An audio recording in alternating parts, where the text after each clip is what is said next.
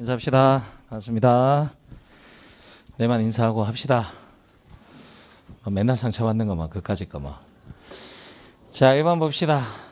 동영이니까 길게 설명하지 않고 컴팩트하게 갑니다. 첫 번째 봅시다. 형식적 의미의 경찰은 경찰 제복만 입으면 되는 거죠. 보통 경찰기관에서 하는 일체의 작용이니까 앞쪽은 맞는 이야기고, 실질적 의미의 경찰 작용은 내가 019 공공양령과 질서유지 일반 통치권 국민에게 명령 강제하는 학문적 개념인데, 국가목적적 작용은 빠지고 사회목적적 작용만 전제로 한다 그랬으니까 기억은 맞다, 그죠? 니은 형식적 의미의 경찰. 자, 서비스 작용은 당연히 경찰 제복을 입고서 집에 데려다 주는 거 할 수 있습니다. 따라서 서비스 작용, 비권력적 작용도 형식적 의미의 경찰에 들어가죠. 비권력적 작용은 명령 강제 가니까 실질적 의미의 경찰에는 들어가지 않습니다. D급 가서 보시면 실질적 의미의 경찰은 작용과 성질을 중심으로 경찰의 의미를 파악하므로 형식적 의미의 경찰 조직과는 무관하죠. 즉 협의의 행정경찰, 구청과 시청도 얼마든지 실질적 의미의 경찰은 가능해집니다.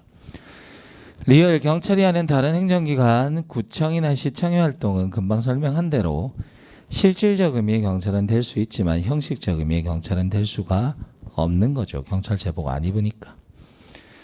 2번 갑시다. 경찰의 임무와 활동에 관한 이야기가 나옵니다. 위험과 손해를 구별하셔야 되고요. 손해가 나타날 수 있는 가능성이 개개의 경우에 충분히 존재한다는 것은 위험에 대한 설명이 됩니다. 2번 경찰의 개입은 구체적 위험은 당연히 가능하고, 학원에서 누군가 칼을 들고 돌아다닙니다. 위협하지 않는다고 해도 추상적 위험이 존재하면 경찰의 개입도 허용이 되죠. 물론 구체적 위험일 때는 권력적 작용이 가능하고, 추상적 위험일 때는 비권력적 작용만 가능합니다. 환경법 영역에서는 사전 배려의 원칙이 적용되지만 경찰 영역, 경찰 개입 영역은 사전 배려의 원칙이 적용되지 않는다. 내가 마트 가서 칼을 살 때는 경찰이 개입할 여지가 없다는 거죠. 3번 범죄 예방 분해나 장래 위험 방지. 대낮에 골목길에 아무런 위험이 존재하지 않더라도 CCTV 달고 순찰 노선에 넣는 거 얼마든지 가능합니다. 구체적 위험이나 추상적 위험 없어도 가능한 거니까 3번은 틀렸죠. 2번, 3번 틀렸고요. 4번 위험의 존재, 즉 내가 무단 횡단을 해야 경찰 개입합니다. 다만 경찰권 발동할 당시 나에게 과태료 처분, 범칙금 처분할 때, 선고 처분할 때 그때까지 내가 무단횡단을 하고 있을 필요까지는 없다고 했으니까 경찰권 발동을 위해서 위험이 보호받을 법이 필수적으로 존재하고 있어야 되는 것은 아니죠. 그래서 답은 1번이고요. 3번 갑시다. 국가경찰과 자치경찰의 조직 및 운영에 관한 법률입니다. 박스 A와 박스 B의 틀린 것만 찾아서 연결하는 문제입니다. 난이도를 조금 높여본 거고요. 기억에 가서 보시면 국가경찰위원회 위원장 1명 포함해서 7명의 위원 맞습니다. 위원장과 5인의 위원은 비상임으로 하고 1명의 위원은 상임으로 하는데, 위원장은 비상임 위원 중에서 호선하는 거죠. 그래서 기억 틀렸고요. 상임위원은 정무직으로 한다. 이런 내용도 있었죠. 니은 경찰, 검찰, 국가정보원 직원, 군인의 직에서 퇴직한 날로부터 3년이 지나지 않은 사람 국가경찰위원회 위원이 될 수 없다는 니은은 맞는 지문인데, 틀린 지문으로 나올 때는 국가정보원 직원 대신에 법관이나 판사, 최근에 어이없는 문제는 소방 나온 적이 있습니다. 그런 것들이 나올 때는 틀린 지문이 됩니다. 지금 여기서는 니은은 맞는 지문이고요. 디귿 위원이 중대한 심신상의 장애로, 국가경찰위원회 위원은 중대 심신상의 장애가 아니면 의사에 반해서 면직되지 않습니다. 그러나 면직되는 경우에도 직권으로 하는 게 아니고요. 위원회의 의결을 반드시 거쳐야 됩니다. 시도자치경찰위원회는 위원회 의결을 거치라는 이야기가 없지만 국가경찰위원회는 위원회 의결을 거쳐야 됩니다. 디귿 틀린 지문이 되겠죠. 리얼 국가경찰 임무 외에 거기가 포인트죠. 다른 국가기관으로부터 업무 협조 요청에 관한 사항, 교육부 장관이 장학금 지급 대상자 좀 골라줘라 하는 것들, 소극적 질서 유지라는 국가경찰의 임무가 아니면 경찰청장 마음대로 결정하는 게 아니라 국가경찰에 가서 물어봐라고 했으니까 리얼은 맞는 이야기죠. 그래서 박스 A에서는 기읍과 디귿이 틀렸고요. 박스 B로 갑시다. 시도자치경찰의 위원장이 부득이한 사유로 직무를 수행할 수 없을 때 상임위원, 연장자 순으로 직무를 대행한다는 A는 맞죠. 국가경찰위원회도 마찬가지 상임위원, 연장자 순서가 됩니다. B. 국가수사본부장은 전부 10년이겠지만 시도자치경찰위원회 자격은 5년이다. 그죠? 5년이라는 거 체크하시고 조교수 조심해서 보시면 되고요. 그래서 B도 맞는 지문이 됩니다. C에 가서 보시면 시도지사가 시도자치경찰위원회 위원회 임기가 만료될 때는 30일 전까지 추천을 요청하는 거고 3일 전이란 날짜가 나오는 것은 시도자치경찰위원회 회의가 열릴 때나 시도자치경찰위원회 위원 추천위원회가 열릴 때 3일 전까지 알려주는 거죠.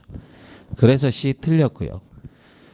D. 시도자치경찰위원회 위원장은 위원 중에서 시도지사가 임명한다는 거 맞고 상임위원은 시도자치경찰위원회 의결을 거쳐서 위원장 제청으로 시도지사가 임명하는 겁니다.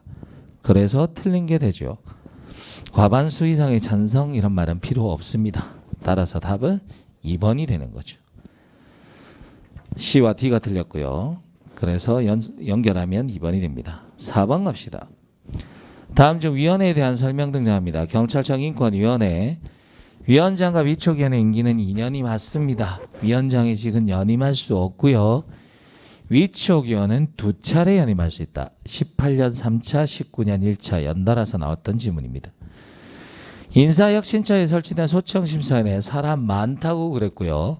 상임위원도 필요하고 비상임위원도 필요합니다. 다만 상임위원이 57이고 상임위원 수의 2분의 1 이상이 비상임이 돼야 되니까 앞뒤가 바뀌었다. 그죠? 징계위원회에서 치는 11에서 51명이지만 그거는 인력 풀을 구성한다는 의미가 강하고 여기서 회의는 4에서 6명이야. 민간위원회 수는 2분의 1 이상이니까 3번이 맞겠네. 4번 정보공개위원회는 최근 개정사항이 있고요. 정보공개위원회는 국무총리 소속의 연구기관입니다. 그래서 정책을 수립하고 제도 개선하는 거 맞고요. 11명이죠. 그래서 7명으로 되어 있는 그 부분이 틀린 게 됩니다. 답은 3번. 5번에 갑시다. 경직법과 시행령, 범인 검거 등 공로자 보상에 관한 규정이 나옵니다. 첫 번째, 위험을 일으킬 수 있는 물건의 임시 영치는 10일 맞습니다. 니은 정주자 미병부죠. 미아병자 부상자는 정신적으로 문제가 없는 사람이니까 본인이 구호를 거절하는 경우에는 보호 조치를 할 수가 없게 됩니다. 니은 틀렸죠. 디귿 경직법에서 경찰관서의장은 두 군데 나옵니다. 사실의 조회 확인과 대간첩 작전 수행은 주어가 경찰관서의장이 돼야 되죠. 디귿 틀렸고요. 리을 최근에 개정됐다. 그죠? 그래서 장기 10년 이상 징역 금고면 100만 원, 10년 미만이면 50, 벌금형은 30 이렇게 되는 거니까 니은, 디귿, 리을 세 가지가 틀린 게 됩니다. 6번 갑시다. 부패 방지 및 국민권익위원회 설치와 운영에 관한 법률입니다. 이것도 뭐 그림 그려드린 거 그대로 보시면 됩니다. 주어가 공직자는 나옵니다. 56조 규정이고요. 공직자는 무조건 신고해야죠. 누구든지 이렇게 나왔으면 신고할 수 있다지만 공직자는 이렇게 나오면 신고하여야 한다가 됩니다. 그 다음 위원회 감사합니다. 위원회에 신고가 접수된 당해 부패행위의 혐의 대상자가 치안관급 이상이 아니라 경무관급 이상이 돼야 되죠. 경찰 공무원이면 고위직들은 위원회에서 해결할 수가 없으니까 이런 경우에는 위원회 명의로 검찰에 고발하게 됩니다. 그 다음 부패방지 및 국민권익위원회. 국민권익위원회는 소청심사위원회와 처리 날짜가 똑같다라고 이야기를 했었죠. 그래서 30일 플러스 30일이 아니라 60일 플러스 30일이 됩니다. 4번에 가서 보시면 신고를 이첩받은 조사기간 60일 동안 조사를 하고요. 조사 결과는 10일 이내에 알려줍니다. 재조사 요구는 30일 이내에 하고 재조사를 했으면 그때는 7일 이내에 알려주는 거니까 답은 4번이 되겠네요. 됐죠? 7번 갑시다. 조직 편성의 원리에 대한 설명으로 적절하지 않은 것은 그랬습니다.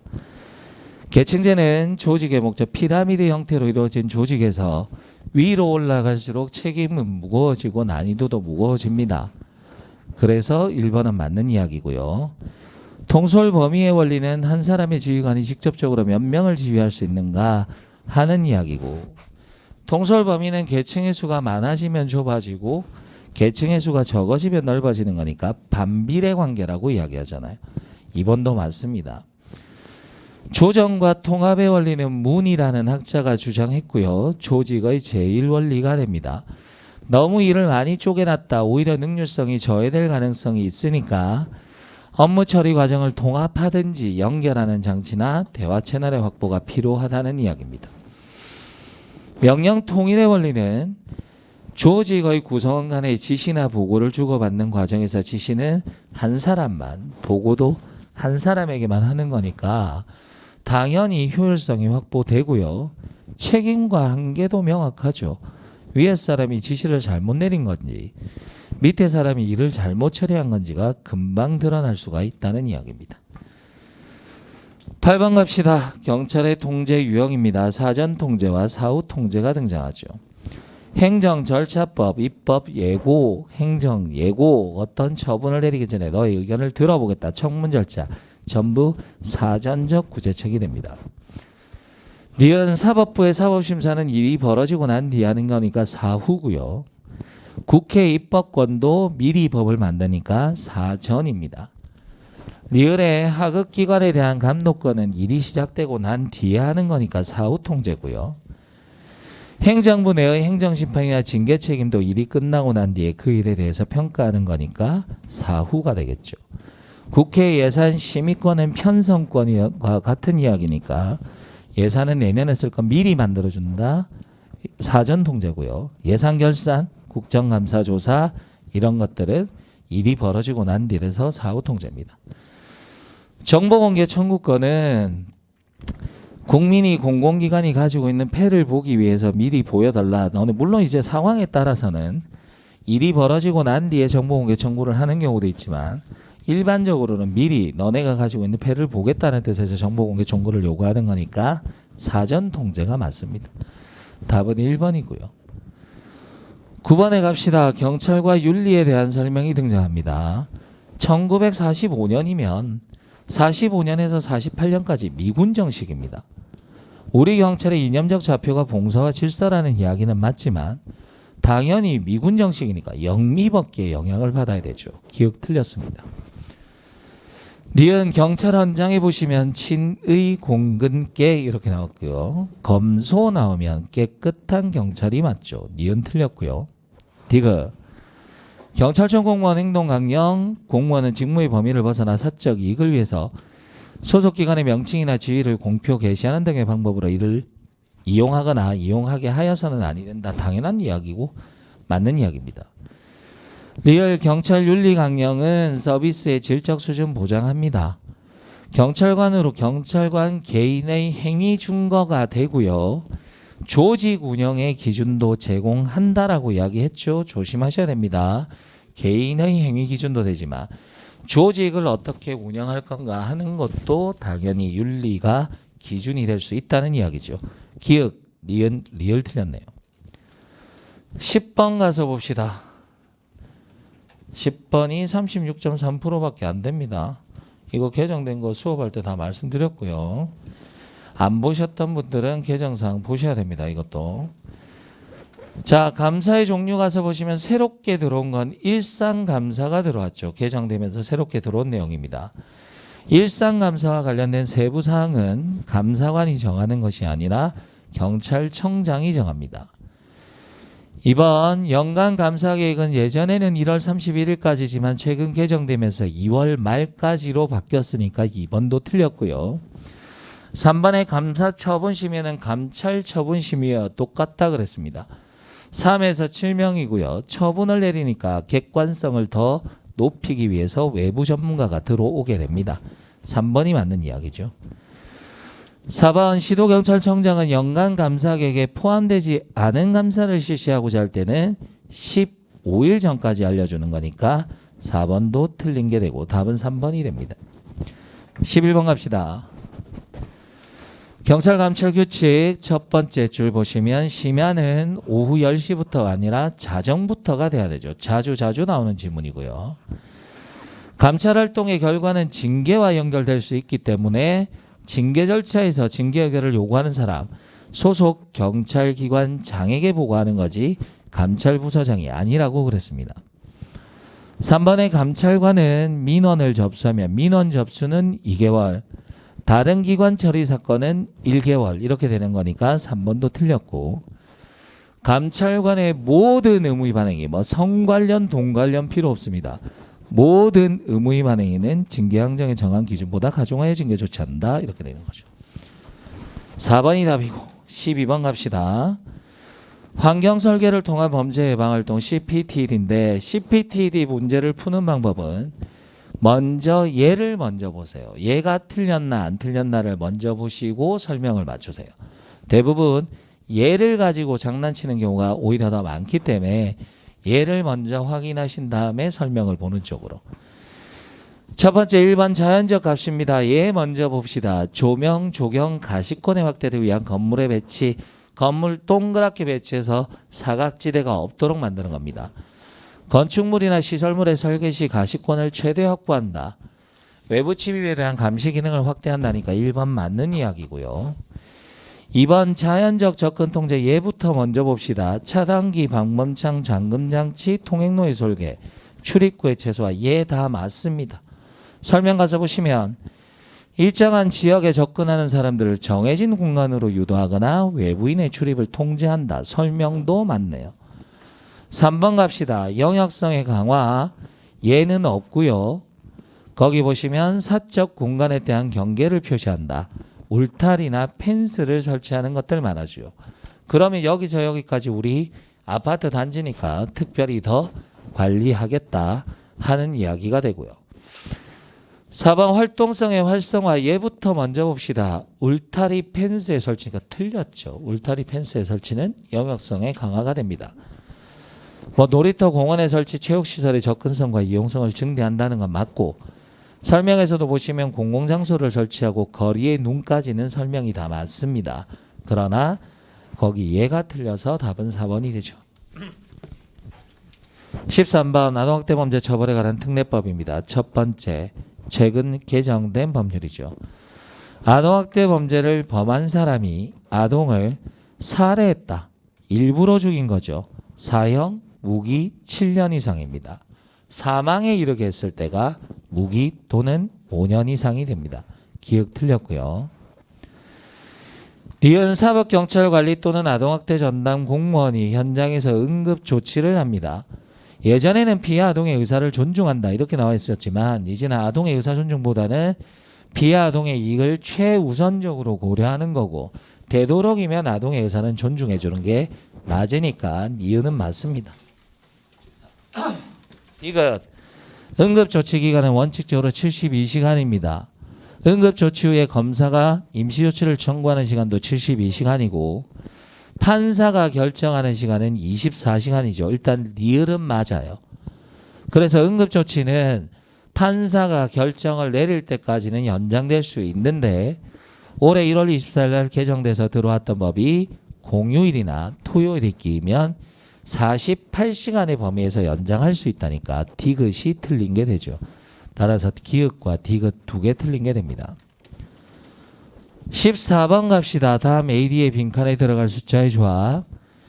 전문가에게 정신심리 상태에 대한 진단 소견 및 진술 내용에 대한 의견을 조회해야 되는 것은 13세 미만이고, 전자충격기나 전자방패를 사용해서는 아니 되는 건 임산부와 14세 미만자. 피해자의 진술 내용을 녹화장치로 촬영 보존해야 되는 것은 19세 미만. 죄를 범할 때 18세 미만인 소년에 대해서는 사형 무기형을 처할 때 무기형에 처할 것일 때 15년의 유기징역 이렇게 되니까 2번이 답이겠죠. 15번은 쉽습니다. 15번은 쉬운 문제고요. 유실물법 갑시다.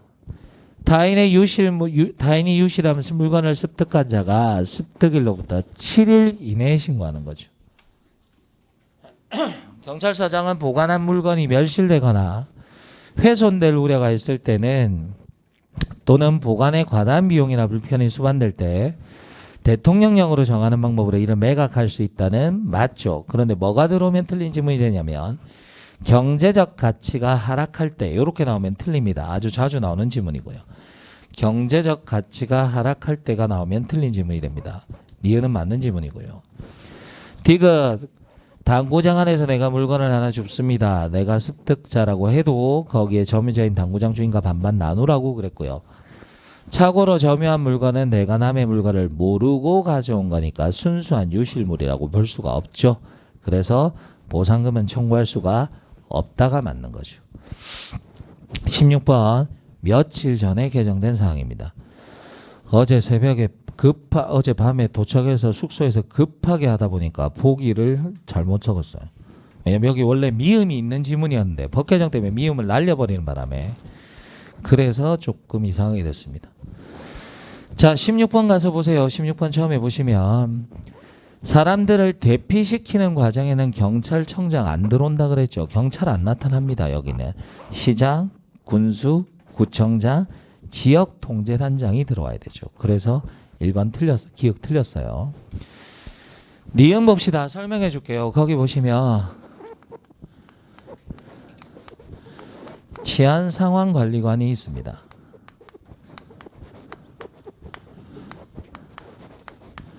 됐죠? 거기 첫 번째 치안상황관리관에 줄 거고 별표해 주세요. 경비국장 없어졌습니다. 됐죠? 경비국장 없어져서 재난상황실을 운영하는데 재난상황과 관련돼서 이야기를 하는데 이 재난상황실을 운영하는 사람은 경비국장이 아니라 치안상황관리관이에요. 경비국장이란 말 나오면 틀렸어요. 이제 이 사람은 전국적인 재난상황실을 관리하는 사람이고요. 그 다음에 시도경찰청장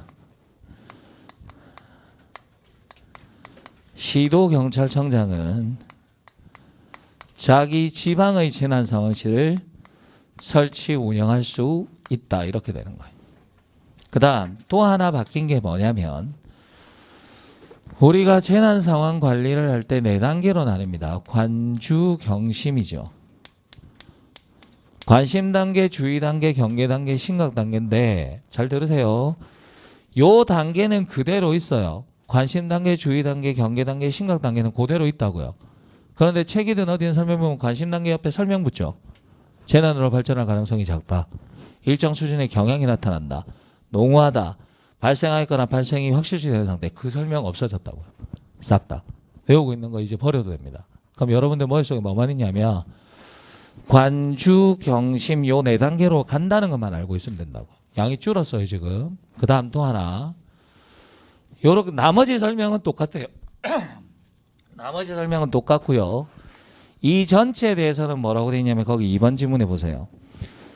재난이 발생하였거나 발생할 우려가 있는 경우에는 재난상황실을 설치 운영할 수 있다라고 돼 있죠. 그래서 여기는 요 전체에 대해서 물어볼 때는 설치 운영할 수 있다 맞습니다. 이 설명은 변화가 없어요. 그대로입니다. 여기는 설치 운영할 수 있다고요. 다만 원래부터 심각 단계는 뭐였다? 설치 운영한다였잖아요. 설치 운영한다. 이렇게 되는 거라고. 그래서 이 설명은 변화가 없습니다. 이 설명은 변화가 없고 그대로고 여러분들 머릿속에 지워야 될 것은 경비국장 지우시고요. 그 다음에 여기 있던 설명들 같은 건 다 필요 없다는 거. 나머지는 경비국장 대신에 치안상황관리관과 시도경찰청 들어왔고 나머지 설명은 예전과 그대로입니다. 물론 요거 말고 추가로 개정된 사항들이 있어요. 치안상황관리관에 대해서 권한을 조금 더 줬다든가 재난상황을 관리 총괄하는 역할을 이 사람에게 맡겼다든가 하는 것들은 크게 내용이 많지 않으니까 8월 10일 날 개정법령 특강할 때 그때 보셔도 상관없습니다. 됐죠? 일단 중요한 것들은 이런 것들이니까 보시면 되고요.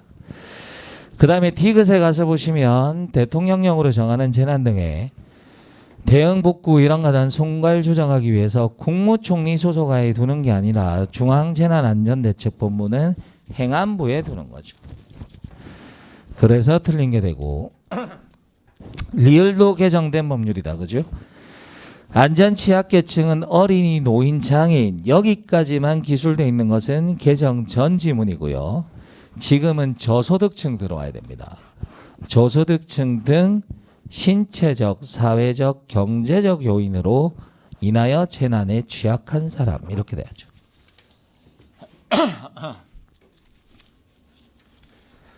그래서 기읍과 디귿과 리을이 틀린 게 됩니다. 17번 갑시다. 다음은 도로교통법에 대한 설명이다. 올바른 것은 그랬죠. 범칙자 제외자가 등장합니다. 사고 증명서 질문이죠.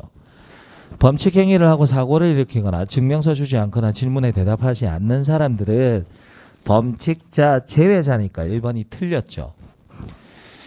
2번 죄질이 무거워져서 범칙자에서 빠지지는 않지만 돈 낼 가능성이 없으니까 즉결심판 가는 사람들 달성범입니다. 달아날 우려가 있거나 성명이나 주소가 확실하지 않거나 범칙금 납부 통고서 받기를 거부한 사람 달성범 체크하시면 되고요. 그래서 2번이 답이고 3번에 가서 보시면 납부기간은 경범죄 처벌법과 똑같다고 그랬습니다. 1차 납부기간 끝 10일, 1차 납부기간 끝나고 나면 20일 이내에 100분의 20을 더한 금액을 내는 거니까 3번 틀렸고요.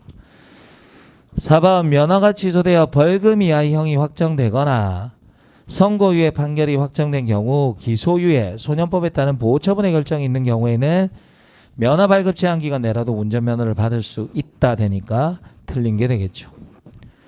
18번 갑시다. 남북 교류 협력에 관한 법률이 나옵니다. 여기는 중요한 게 첫 번째 승인 받아야 되는 게 있죠. 승인은 방문과 협력사업. 방문과 협력사업은 승인을 받아야 되고 신고는 접촉과 재외국민이 외국에서 북한을 바로 왕래하는 경우에는 신고만 하면 됩니다.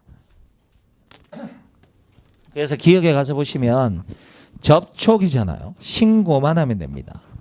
니은 협력사업이잖아요. 승인 받아야 됩니다. 그 다음 재외국민이 외국에서 북한을 왕래합니다. 신고만 하면 되니까 기억 니은 틀렸고 디귿은 맞습니다. 리얼 협력사업은 내용이 실현 가능하고 구체적이고요. 국가의 안전보장이나 질서유지 또는 공공공리를 해칠 명백한 우려가 없어야 되는 거니까 리얼은 맞는 거고 남북교류협력추진위원회 최근에 법 개정 사항이 있습니다. 위원장 1명을 포함해서 25명 이내 위원장은 통일부 장관이 되는 거니까 거기도 틀린 게 되겠죠. 19번 갑시다. 집시법에 따른 소음 기준입니다. 소음 제한 규정은 확성기 등의 사용 제한과 관련된 소음 제한 기준은 신고를 했건 신고를 하지 않았건 모든 집회에 다 적용된다라고 이야기했었고요. 첫 번째 학주 공종입니다. 주간에는 65, 야간에는 60. 그 밖의 지역은 주간에 75, 야간에 65니까 1번 맞는 이야기죠.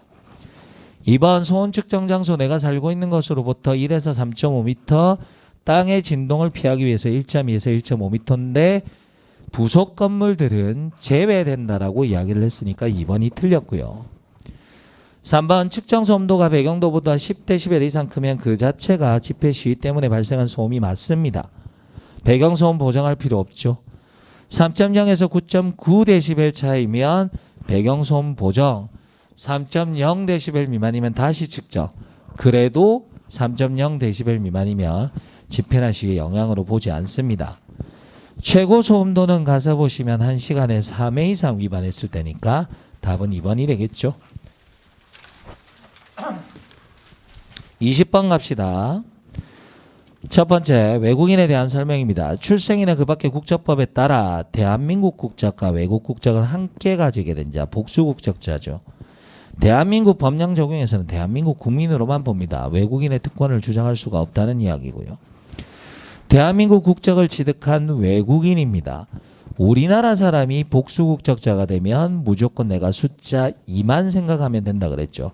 20살 이전에 하면 22세까지, 20살 이후에 하면 2년 이내 이렇지만 외국인이 우리나라 국적을 취득했을 때는 1년 이내에 선택하는 겁니다. 디귿은 배우자가 대한민국의 국민이 외국인입니다. 그 배우자와 혼인합니다. 동남아 여성들 결혼 이주했던 이야기죠. 간이 귀하고요. 2년 이상 주소만 있으면 됩니다. 국적 출입국 같은 것들은 전부 법무부 장관의 권한이고요. 법무부 장관의 기하 허가를 받아 대한민국 국적을 취득할 수 있다는 건 맞겠죠. 잠깐 쉬었다가 합시다.